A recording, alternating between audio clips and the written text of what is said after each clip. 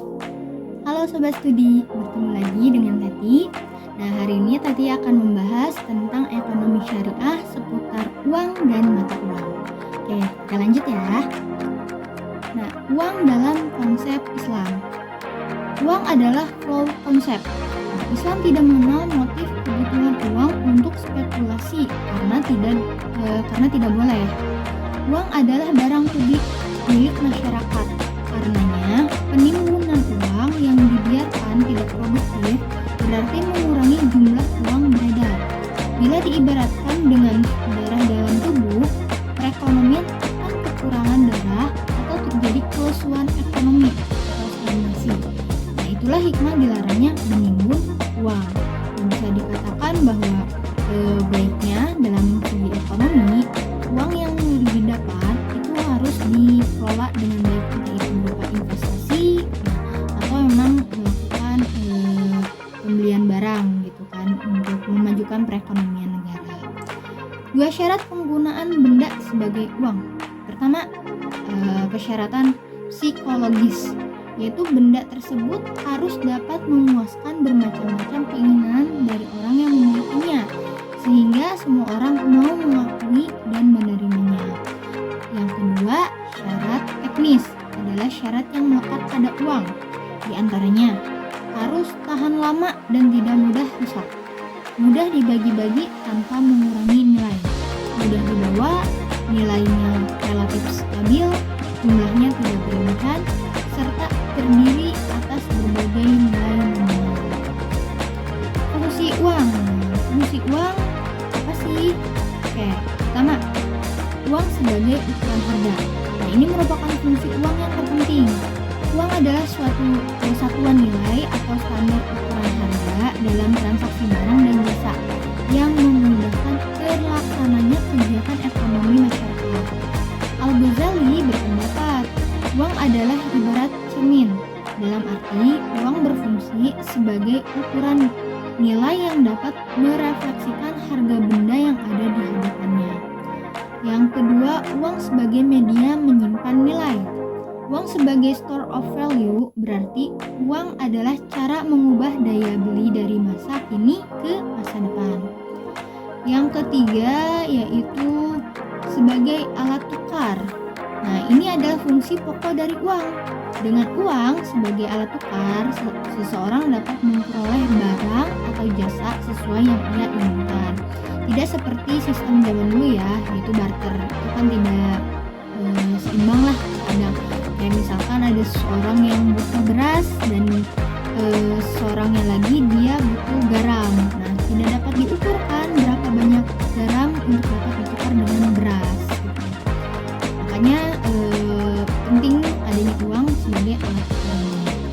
Nah, transaksi ada sebagai alat penundaan pembayaran atau standard of deferred payment. Transaksi barang dan jasa seringkali dilakukan dengan pembayaran tertunda atau kredit. Misalnya, ada si A menjual jas di pasar, lalu datanglah seorang pembeli, tetapi pembeli tersebut tidak membawa uang yang cukup. Maka si A menjualnya dengan sistem kredit. Nah, fungsi ini dapat dilakukan dengan baik jika nilai uang stabil. Perbedaan fungsi uang menurut ekonomi Islam dan kapitalisme. Nah, ini menarik ya sobat. Oke, kita bahas. Dalam sistem kapitalisme, uang tidak hanya sebagai alat tukar yang sah, melainkan juga sebagai komoditas. Menurut sistem kapitalis, uang juga dapat diperjualbelikan dengan kelebihan, baik on the spot maupun secara tangguh. Hadirnya uang dalam sistem perekonomian akan mempengaruhi perekonomian suatu negara yang biasanya berkaitan dengan kebijakan moneter.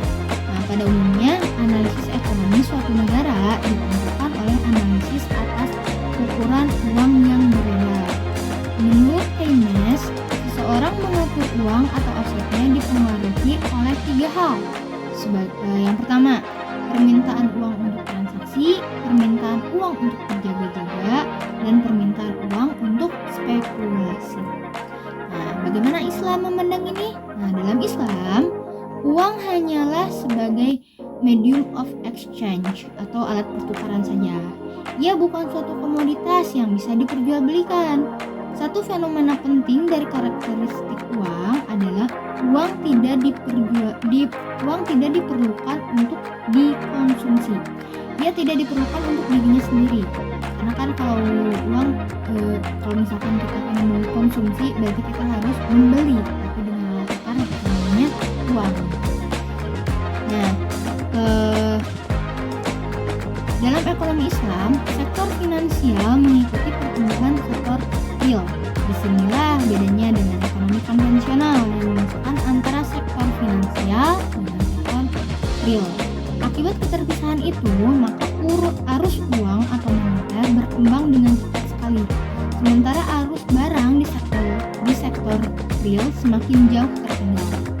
Sektor moneter dan sektor real menjadi sangat tidak seimbang. Oke, kita lanjut mengenai klasifikasi uang. Nah, klasifikasi uang yang pertama ada uang barang. Nah, uang barang adalah alat tukar yang memiliki nilai komoditas atau bisa diperjualbelikan apabila barang tersebut digunakan bukan sebagai uang. Namun tidak semua barang bisa menjadi uang. Diperlukan 3 kondisi utama agar suatu barang bisa dijadikan uang. Yang pertama, kelangkaan, yaitu persediaan barang itu harus terbatas. Daya tahan, nah, barang tersebut harus tahan lama. Serta nilai tinggi, ini maksudnya barang yang dijadikan uang harus bernilai tinggi sehingga tidak menimbulkan jumlah yang banyak dalam melakukan transaksi. Contohnya apa? Seperti emas, permata, itu kan ya. Dan bahkan memenuhi 3 kondisi utama tadi. Emas itu memang ada kelangkaan juga karena tadi permata. Daya tahan, nah kita barang tersebut kan kayak emas dan permata itu bisa disimpan lama, bahkan bernilai tinggi.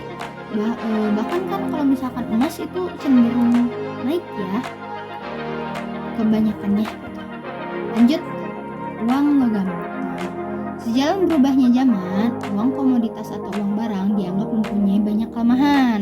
Di antaranya uang barang tidak memiliki pecahan, ya, sulit untuk disimpan dan sulit untuk dibawa atau diangkut. Kemudian manusia mulai memikirkan alternatif lain untuk membuat suatu barang lain yang bisa digunakan sebagai uang. Kemudian terhadap barang yang bisa digunakan sebagai uang jatuh pada logam-logam mulia seperti emas dan perak. Ada sejumlah alasan mengapa emas dan perak dipilih sebagai uang. Kedua, logam tersebut memiliki nilai tinggi, langka, dan dapat diterima secara umum sebagai alat tukar. Nah, kelebihan lainnya, emas dan perak dapat dipecah menjadi bagian-bagian yang kecil dengan tetap mempunyai nilai yang utuh. Selain itu, logam mulia ini juga tidak mudah susut dan rusak.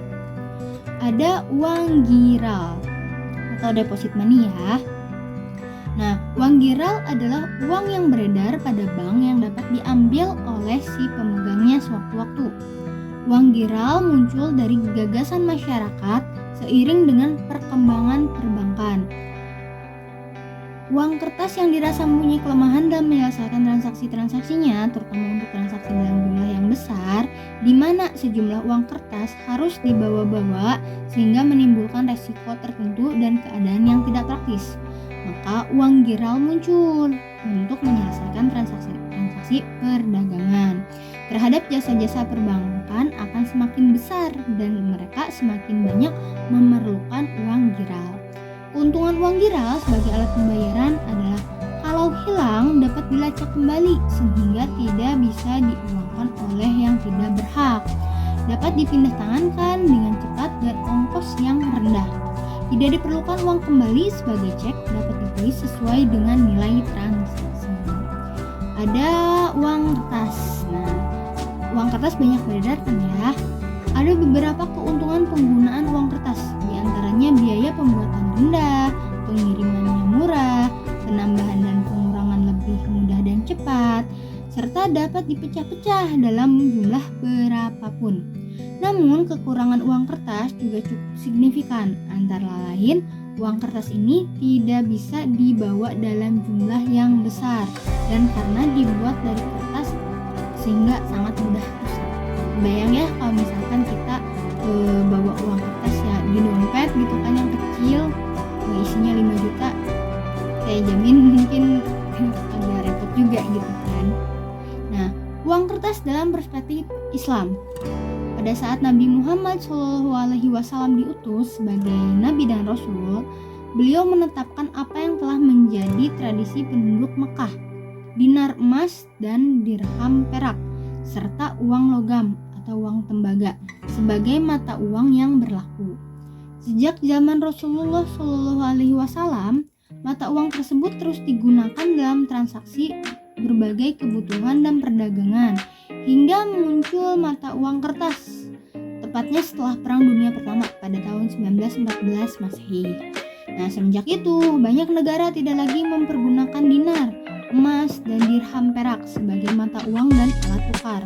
Meskipun sebagian negara tetap menggunakan nama dinar untuk mata uang negara seperti negara Kuwait, namun dinar berbentuk uang kertas.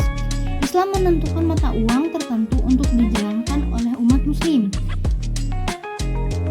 Rasulullah SAW menyebutkan dinar dan dirham sebagai mata uang yang harus dipraktikkan. Ketika uang kertas telah menjadi alat pembayaran yang sah, uang tersebut harus dilatar belakangi lagi oleh emas.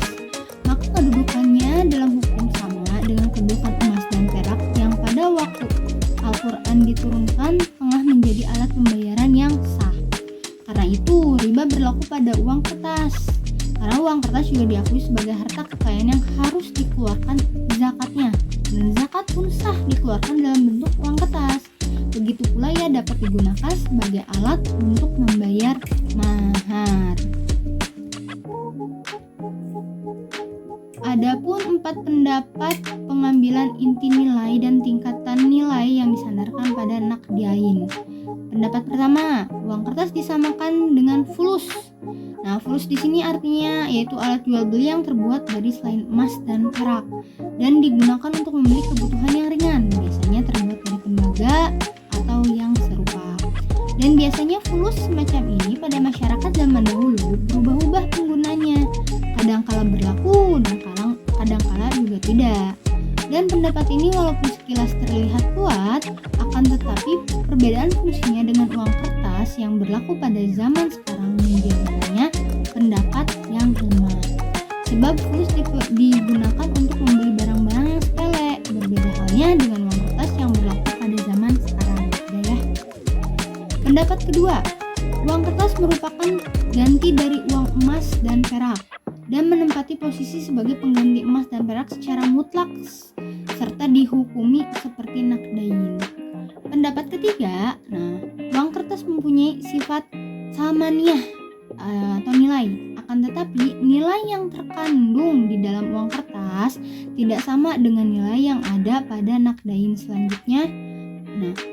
Selanjutnya mereka menambahkan bahwa uang kertas bukan emas dan perak, melainkan diberi sifat samaniyah, nilai. Oleh sebab itu, nilai yang terkandung dalam uang kertas lebih sedikit dan tidak dihukumi sepenuhnya seperti Naqdain, yang bisa menyebabkan riba nasiyah dan riba tafadul. Tapi di dalam uang kertas hanya berlaku riba nasiyah, tidak riba tafadul. Selanjutnya pendapat keempat. Pendapat keempat, uang merupakan mata uang tersendiri seperti halnya emas dan perak yang mempunyai nilai tukar dan dipergunakan sebagai alat tukar serta menduduki posisi emas dan perak. Uang kertas terdiri dari berbagai macam jenis, tergantung institusi dan negara yang mengeluarkannya. Contohnya dinar Kuwait, rial Saudi. Mungkin masih banyak lagi ya contoh yang lainnya.